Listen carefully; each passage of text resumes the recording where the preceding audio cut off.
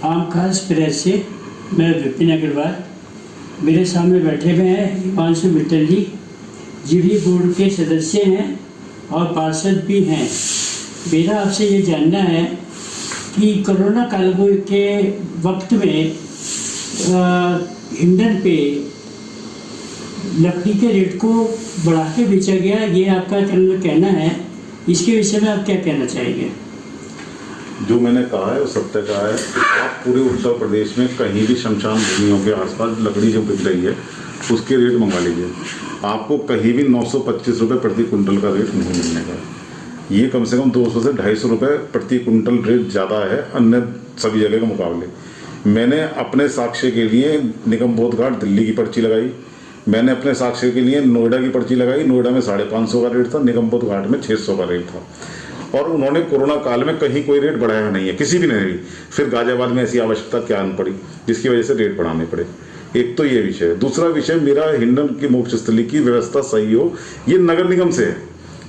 मैंने वहाँ के जो काम कर रहे हैं उन पर कोई मेरा आरोप नहीं है, वो जो कर रहे हैं वो प्राइवेट आदमी है।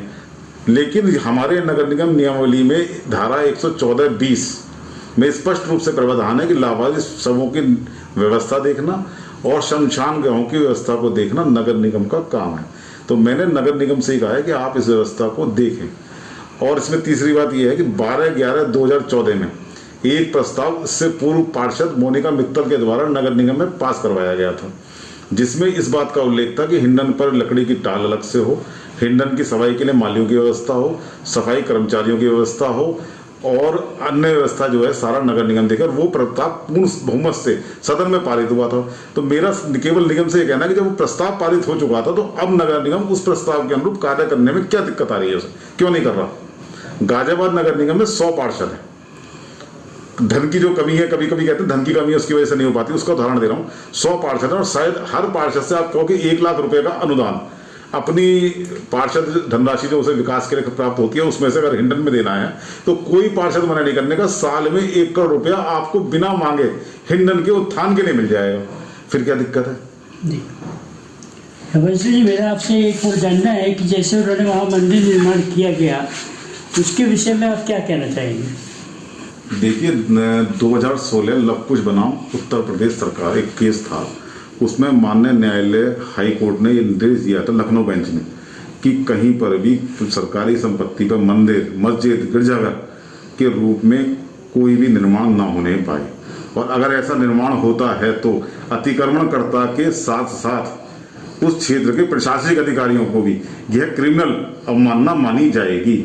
तो वो मंदिर अगर पहले बना हुआ है, जहां तक मुझे पता है वो पहले वाला मंदिर आगे की तरफ बना हुआ है जहाँ शिव जी की मूर्ति है, वो पुराना मंदिर है। इस मंदिर का निर्माण अभी हुआ है, इसके साक्ष्य भी मेरे पास है। लेकिन तोड़ने वाली बात मैं नहीं कर रहा। लेकिन अगर इसी व्यवस्था को रोका ना गया तो एक निर्माण आदमी का सब जो है वहां साम्राज्य स्थापित हो जाएगा। गौशाला, मंदिर, संस्कार, टाल, फिर आप उस लोग को मैनेज नहीं कर पाएंगे, आपके लिए कठिन परिस्थिति उत्पन्न हो जाएगी। तो आप ऐसी कठिन परिस्थिति उत्पन्न होने का इंतजार क्यों कर रहे हो? इसमें एक चीज और जोड़ना चाहूंगा कि हिंडन पर इस समय आगे पोस्टमार्टम हाउस है, यहाँ शमशान भूमि है, एक अस्थायी पुलिस चौकी के निर्माण की नितांत आवश्यकता है।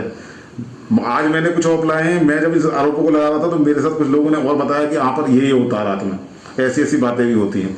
उन सबको रोकने के लिए वहाँ पर पुलिस चौकी का निर्माण होना अत्यंत आवश्यक है, क्योंकि रात को अगर कोई क्रिमिनल व्यक्ति वहाँ पर कोई डेड बॉडी ले जाकर फूंक दे तो उसकी तो कोई पहचान हो नहीं पाएगी, और शव जब तक नहीं है तब तक रिपोर्ट नहीं हो सकती कहीं भी। तो इसलिए वहाँ पर एक पुलिस चौकी का निर्माण भी होना अत्यंत आवश्यक है। जी बहुत बहुत धन्यवाद।